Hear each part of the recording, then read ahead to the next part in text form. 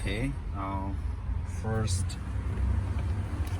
you take this cable and put it inside the hole here,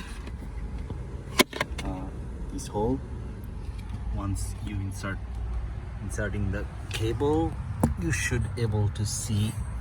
that cable inserted around this region inside the glove box,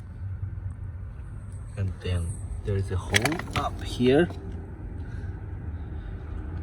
so you drag your cable and put it into that hole, and then route it through this silicone area,